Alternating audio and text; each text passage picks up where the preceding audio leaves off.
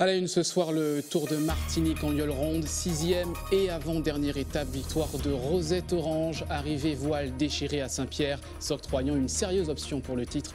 On fait le point dès le début de ce journal. Des brigades écolo sur le Tour des Yoles, composées de jeunes de l'école de la deuxième chance. Ils ont mené des actions de prévention et de nettoyage à chaque étape. Le cri de colère des agriculteurs martiniquais. Ils dénoncent des vols sur leur exploitation.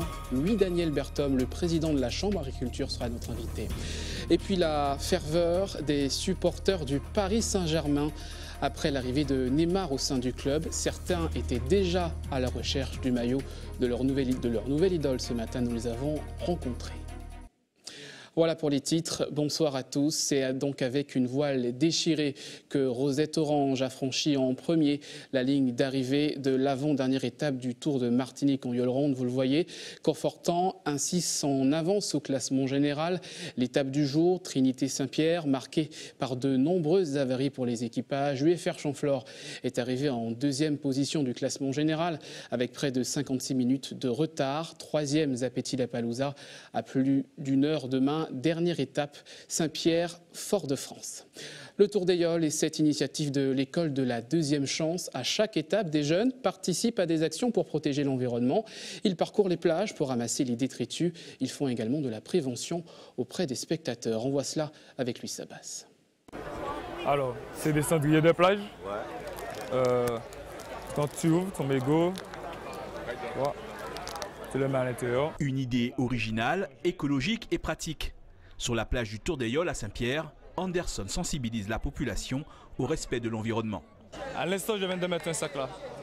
Des sacs plastiques destinés à recueillir les déchets des spectateurs. C'est la première fois que je vois ça. Alors, je pense que c'est efficace.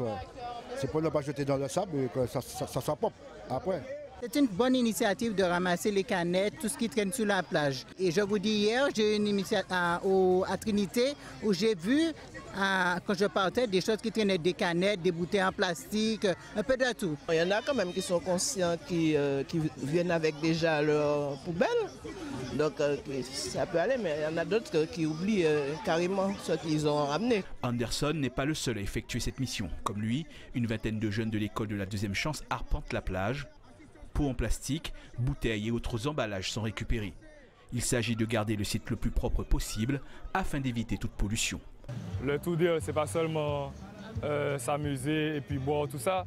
Il y a des gens qui font les plages, donc il faut protéger les plages, il faut respecter l'eau parce que voilà, il y a des animaux qui vont passer, ils vont manger des choses qui vont penser que c'était leur nourriture justement, alors que c'est un déchet.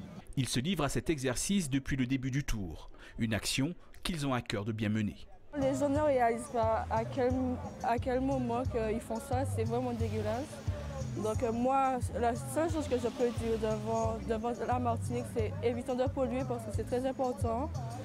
La Martinique est belle, donc il faut rester notre plage propre. On a dû remplir plus de 50 sacs au moins. Ça va tellement vite, les déchets qu'il y a sur les plages, ça prouve que la plage n'est pas aussi propre comme qu'on le sait, quoi.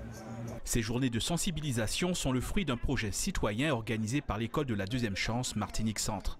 Un projet qu'ils ont mené de A à Z avec le partenariat de la SARA et qui permet à ces jeunes en décrochage scolaire de s'impliquer toujours un peu plus dans la vie locale. Il faut savoir qu'à l'E2C Martinique Centre, ce sont des jeunes qui ont entre 16 et 25 ans, qui ont quitté l'école sans qualification, sans diplôme, et qui sont aujourd'hui dans une volonté, dans une motivation pour justement se réinsérer socialement et professionnellement. Ils avaient envie de un petit peu redorer leur image et de donner une autre image de la jeunesse martiniquaise et également une autre image de la jeunesse en insertion. Et c'est ce qu'ils font par ces projets citoyens. Et c'est pour ça qu'ils s'impliquent autant, parce que je pense que ces jeunes ont vraiment besoin de s'impliquer en tant que citoyens et de trouver leur place en tant que citoyens dans la cité. Les abords de la plage aussi sont nettoyés et un tri sélectif effectué quand cela est possible. Une opération menée avant et après l'arrivée de chaque étape du Tour pour que les plages et la mer en Martinique restent belles. Notre clin d'œil ce soir à ceux qui suivent le Tour des Yoles depuis la terre ferme. Hier, pour l'étape Robert Trinité, ils étaient nombreux à la passe de l'écurie, lieu stratégique pour observer les embarcations. Le reportage de José Le Chertier. La passe de l'écurie. Tous les aficionados connaissent cet endroit. Les plus téméraires font quelques pas dans l'eau à la recherche du meilleur emplacement. Pour Pierre-Émile, sa place est ici. Habitant du quartier, ce connaisseur sait qu'il faut être fin stratège pour aborder ce passage délicat. Deux yoles ne passent pas en même temps. Et là, il faut être vraiment fin tacticien, parce qu'il faut tenir compte de la marée. Si nous sommes à marée basse, ce sera encore plus difficile que si nous sommes à marée haute. Et puis bon, c'est tout le charme de voir toutes les yoles passer à la queue leu-leu. C'est ça, là on voit vraiment les voiles, on les entend même parler. La mythique passe de l'écurie fait son retour sur le parcours de cette 33e édition pour le plus grand plaisir des spectateurs. L'an dernier, ils ne sont pas passés par ici, on était tous mécontents. Donc cette année, voilà, la situation s'est inversée, on est content, on peut les voir, on peut même les toucher. Ça me plaît qu'il n'y a pas beaucoup de monde aussi, et puis aussi on peut rentrer dans l'eau. Flora connaît le monde de la yole depuis ses balbutiements. Ancienne membre du comité, la passion est toujours présente. Tout comme elle, amoureux de la discipline ou touriste, tout le monde s'accorde pour dire que ce lieu est unique. Ce qui me plaît ici, c'est de regarder le balai de canots suiveurs arriver avant le départ, le passage des yoles, et ensuite de voir les yoles arriver sans qu'on leur donne l'ordre de passer plus ou moins une après l'autre. Et après de voir le balai des yoles partir, les canots suiveurs s'en vont aussi. C'est le plus beau circuit du Tour des yoles de la Martinique. C'est le point le meilleur coin du Tour des yoles. Hein. C'est le coin où on passe le plus près les yoles, où les gens peuvent les toucher. Donc voilà, on ne va pas faire trop de publicité parce que trop de gens vont venir. Mais la passe de l'écurie, c'est le plus beau coin du Tour des yoles de la Martinique. Le cadre est magnifique entre l'île des Chancels et la côte, c'est magnifique. Donc c'est l'endroit de les voir passer tous les uns derrière les autres, proches, très très proches de nous. Donc c'est un bon moment. Ça regroupe tout le monde fait la fête, c'est super. On peut supporter nos yoles et puis ça va, on peut se baigner. C'est une tradition, hein. On va regarder comment c'est joli là. Les yoles, on peut les voir plus près en plus, donc ça va. D'habitude, je suis sur l'eau, mais moi, cette année, je reste à terre. C'était super. Un spectacle qui a ravi le nombreux public. Une fois la dernière yole passée, il a rapidement quitté le site. Voilà pour cette page consacrée au Tour des yoles dans ce journal. N'oubliez pas, à 20h, le Mac des yoles présenté par Hubert Bornil et Jean-Claude Asselin de Beauville. Dans le reste de l'actualité, le mouvement de grève des salariés du groupement pétrolier de l'aéroport se poursuit. Ils ont cessé le travail pendant 2 heures aujourd'hui, occasionnant des retards sur les départs des vols long courriers prévus cet après-midi à l'aéroport Aimé Césaire. Selon les représentants syndicaux, une rencontre avec la direction est prévue mercredi prochain. Écoutez justement ces représentants syndicaux interrogés par Sandrine Claude. Normalement, les personnels doivent faire une semaine un week-end travaillé pour un week-end libre. Non, il y en a qui travaillent 3 week-ends par mois, ce qui n'est pas normal. Il y a un certain nombre de primes sur lesquelles ils ne sont pas d'accord. Il y a des plannings pour lesquels ils ne voient pas un certain nombre de jours, donc des plannings qui ne sont pas respectés. Et tout ça fait qu'on peut comprendre le désaccord de ces personnels par rapport à la direction et au management, notamment de ce chef de dépôt. Nous essayons de faire une mobilisation qui soit intelligente, c'est-à-dire que nous n'essayons pas de prendre, comment dirais-je, en otage les clients. Ce n'est pas ça le but, puisque les camarades sont en grève, mais ça fonctionne. Par contre, là, nous avons commencé un mouvement de grève qui vise simplement à un débrayage pendant un certain nombre d'heures. Alors vous avez bien compris que qui dit débrayage, s'il n'y a pas avitaillement, eh bien, il y a un retard des avions. Les avions partiront, mais ils ne partiront pas, ça ne se passera pas comme normalement ça doit se passer. Notre invité ce soir, lui, Daniel Berthom, président de la Chambre d'agriculture de Martinique. Bonsoir. Bonsoir. Et merci d'avoir accepté notre invitation. On va parler de votre appel lancé contre les vols dont seraient victimes les agriculteurs. Oui. Est-ce que ce phénomène est quantifié ? Ce phénomène n'est pas quantifié, mais c'est un phénomène qui est récurrent, qui date depuis très très longtemps, et de toujours, je dirais, mais qui s'amplifie et qui touche presque tous les domaines de l'agriculture. Bien sûr, toutes les productions végétales sont visitées. J'étais ce matin avec Djiré qui me dit qu'il perd beaucoup de pitaya, beaucoup de ramboutans, mais les meloniers perdent du melon, les bananiers perdent des bananes. Et je crois que ça devient très difficile. Et même des ignames, les gens arrivent à fouiller des fosses d'ignames dans la nuit et piller des agriculteurs. Et donc je crois que ça suffit. Les éleveurs sont touchés également par ce phénomène-là. Et donc je crois qu'il y a un moment où il faut que ça s'arrête et il faut surtout que les autorités fassent ce qu'il faut pour accueillir les agriculteurs qui vont porter plainte et puis surtout faire des choses, faire bouger les choses. Alors justement, selon vous, où sont écoulés les produits qui sont volés? Nous savons que des produits sont écoulés sur le bord des routes. Des gens m'ont dit, j'ai vu ma production, c'est arrivé qu'ils aient pu récupérer leur production, mais derrière, les gens ne sont pas inquiétés et donc ils recommencent le lendemain. Et donc ça veut dire qu'il faut que le préfet fasse ce qu'il faut pour faire que ça cesse. Et alors, je l'ai eu ce matin au téléphone, c'est lui qui m'a appelé. Et donc, j'ai rendez-vous avec lui cette semaine pour effectivement faire un point. La semaine prochaine, mercredi prochain. Oui, je dis mercredi prochain, je dis cette semaine qui vient. Après, bien sûr, le tour des Yoles. Alors, les agriculteurs qui ont déjà souffert l'année dernière par les intempéries, comment se porte aujourd'hui l'agriculture en Martinique? L'agriculture est dans une situation extrêmement difficile. Il y a bien sûr les intempéries, il y a bien sûr tous ces phénomènes qui touchent l'agriculture. Mais il n'y a pas que ça. Il y a aussi le fait que des agriculteurs, depuis pratiquement 2 ans, 3 ans, ne peuvent pas investir parce que les fonds européens ne sont pas disponibles. Et des rencontres que nous avons avec la banque nous disent qu'ils ont du mal à financer des agriculteurs en ce moment parce que peut-être qu'ils auront des aides financières de l'Europe. Ceci dit, ils n'ont pas de convention, ils n'ont rien, et donc ils ne peuvent pas préfinancer. Et donc nous sommes dans une situation délicate avec tout ça. Et si une exploitation qui n'investit pas, c'est une exploitation qui meurt. Est-ce que ce phénomène de vol pourrait porter un coup de grâce? Alors, je ne sais pas si ça va, parce que les agriculteurs sont quand même des gens résistants, mais ce que je crains, c'est qu'on puisse avoir des agriculteurs qui s'arment ou qui mettent des pièges ou qui font je ne sais quoi, pour dissuader les gens de voler leur production. C'est pour ça que nous attirons l'attention des autorités pour que justement nous n'arrivons pas à cette extrémité. Alors, ce que vous demandez exactement, ce sont plus de patrouilles, c'est cela? Alors, nous demandons au préfet de faire un peu plus de contrôle sur les marchés, les marchés de proximité, notamment sur le bord des routes, et puis contrôler la marchandise, contrôler la provenance de cette marchandise, contrôler l'état des vendeurs. Est-ce qu'ils ont droit d'être là? Est-ce qu'ils sont en règle? Et puis, bien sûr, savoir s'ils ont des factures, s'ils peuvent dire où ils ont pris leur marchandise. Et ça permettrait effectivement de dissuader les gens à aller voler pour le revendre à ces personnes-là.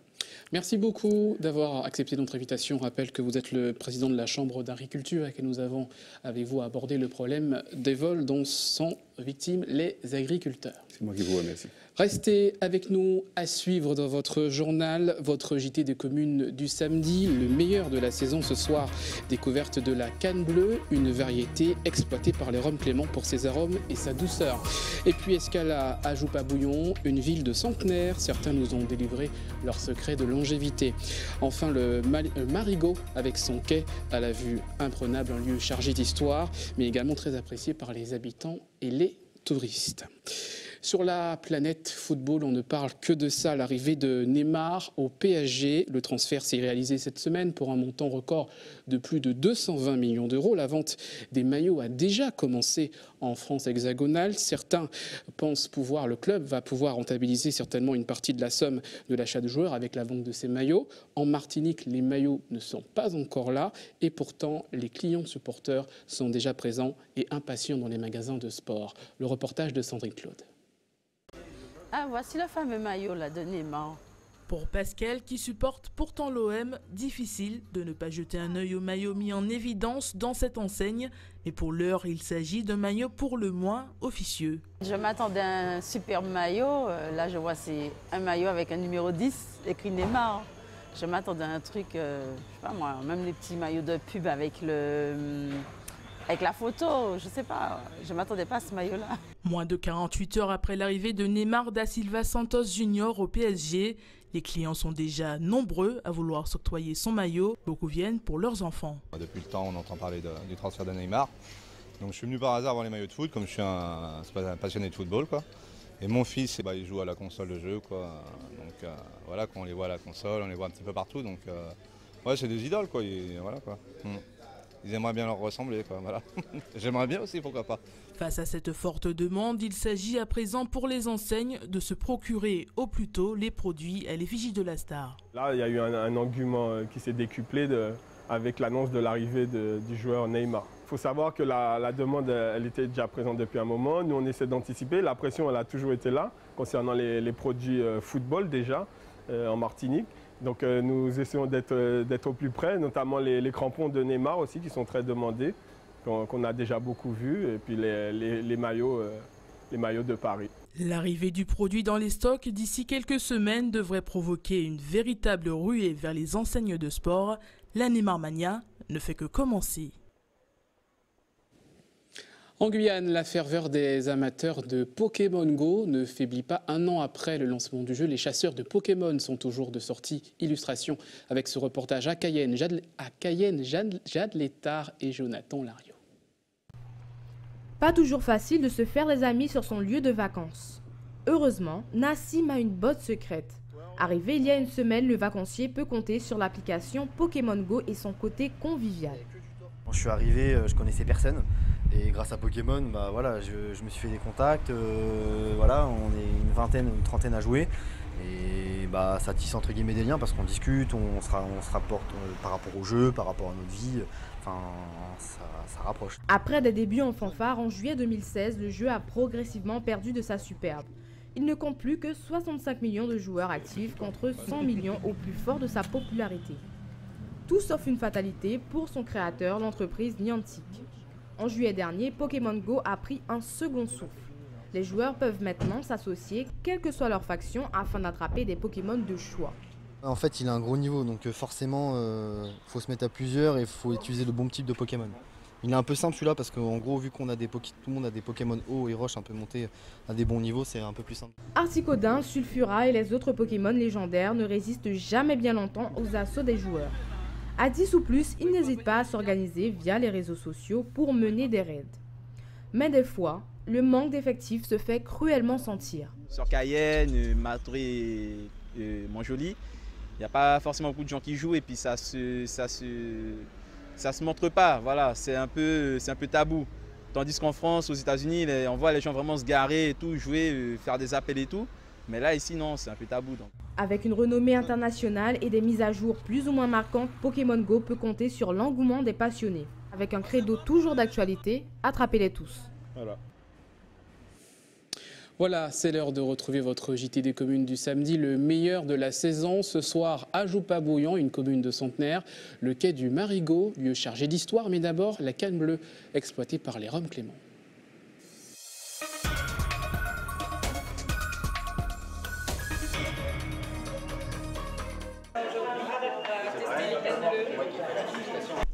Un nom, une couleur qui intrigue et questionne touristes comme locaux.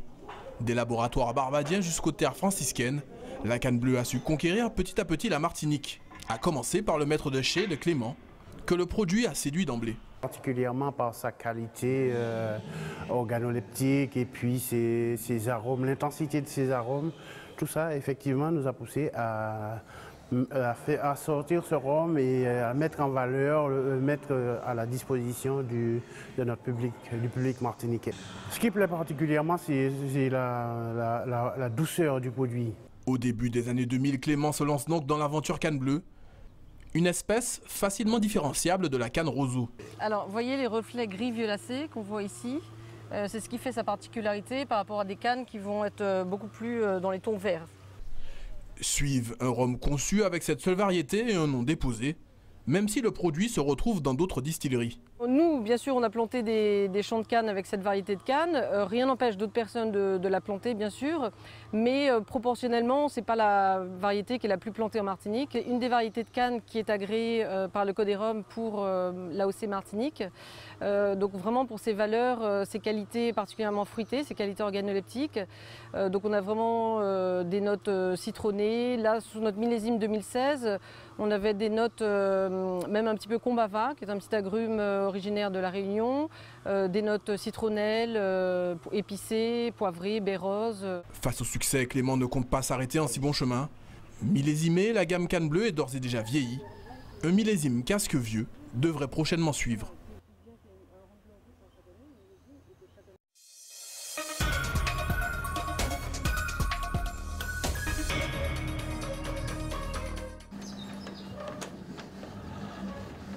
Charlottine a fêté ses 103 ans le 2 août dernier. Et pour elle, pas question de rester chez elle à attendre que la journée passe. Mais je vais à l'église là. Je vais monter à pied.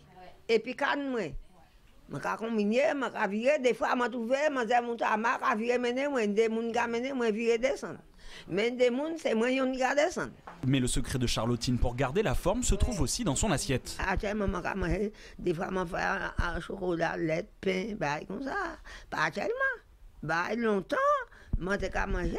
Le bon matin, on mange. Quoi, tu fais à pain. Quoi, tu dachine. Chou.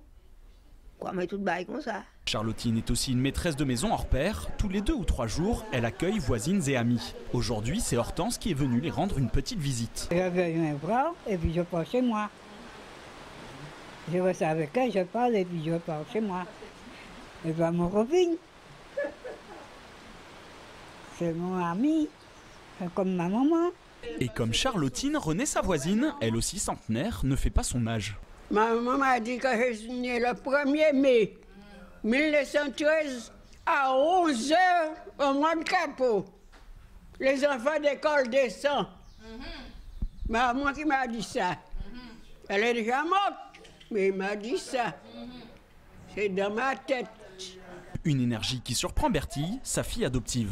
Si quelque chose tombe par terre, le temps pour que je me baisse, elle est déjà baissée avant moi le ramasser. C'est pour vous dire que c'est au lieu que c'est moi qui m'occupe d'elle, c'est elle qui s'occupe de moi. Parce que le temps... À Ajoupa-Bouillon, ils sont 5 à avoir 100 ans et plus, comme si l'air du nord de l'île était le secret de la longévité.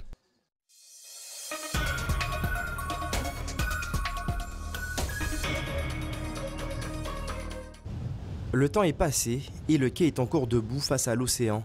Il a résisté aux marées et à plusieurs intempéries. Le site est très apprécié des pêcheurs à la ligne, du Marigot ou du Nord-Atlantique. Certains connaissent même son histoire. Le quai du Marigot, oui, il y a une grande histoire parce qu'il y avait quand même des bateaux qui venaient chercher le sucre. Il y avait encore le chemin de fer là-bas. Le quai du Marigot a une histoire et puis de Michel Renard jusqu'à présent, ils ont gardé la roche, les roches là, c'est extra. Ils ont refait avec du bois de Guyane, mais au-dessous, il y a un quai très ancien qui a été fait en béton. Et ce quai-là, elle est hyper magnifique pour même les touristes qui viennent tout le temps ici. Un beau paysage, un endroit calme, les visiteurs aussi s'approprient le quai. Eh ben, c'est juste pour faire connaître la Martinique. On était dans le sud, à me dire on va monter dans le nord et ça change. Hein. Si, c'est magnifique.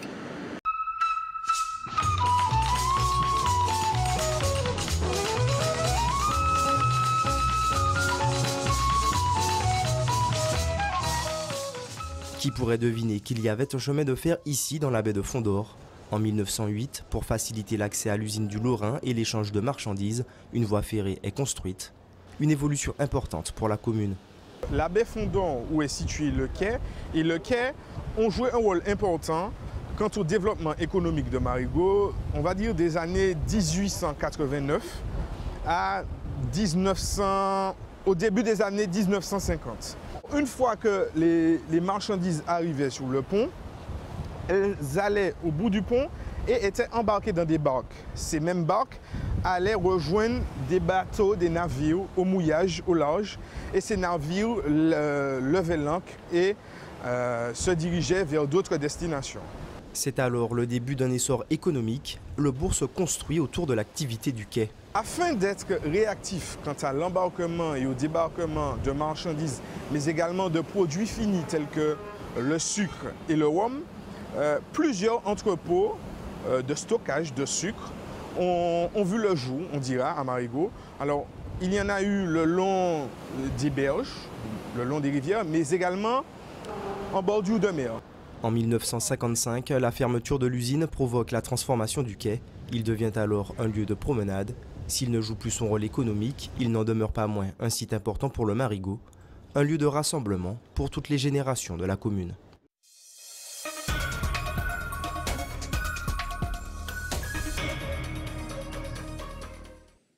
Et c'est ainsi qu'on referme cette édition. Avant de se quitter, je vous rappelle les principales informations développées dans ce journal. L'établissement Rosette Orange, vainqueur de l'avant-dernière étape du Tour d'Ailleul. Une victoire à Saint-Pierre, toute voile déchirée. L'établissement Rosette Orange qui prend 56 minutes d'avance sur UFR Champflore au classement général. La note environnement du Tour d'Ailleul avec les jeunes de l'école de la deuxième chance. Ils ont mené des actions de nettoyage et de prévention toute la semaine sur les plages des villes-étapes. Le cri d'alarme des agriculteurs martiniquais, il dénombre des vols sur les exploitations, légumes, animaux, tout y passe. Le président de la Chambre d'agriculture était notre invité. Il a annoncé une réunion avec le préfet la semaine prochaine. Et puis la Neymar Mania touche aussi la Martinique. Les supporters du PSG sont à la recherche du maillot de leur nouvelle idole fraîchement arrivée dans le club parisien. À suivre l'information nationale et internationale avec nos confrères de BFM TV. La météo, à 20h, le Mac d'Ailleul présenté par Hubert Bornil et Jean-Claude Asselin de Beauville. À 20h15, The Island, on se retrouve demain avec grand plaisir.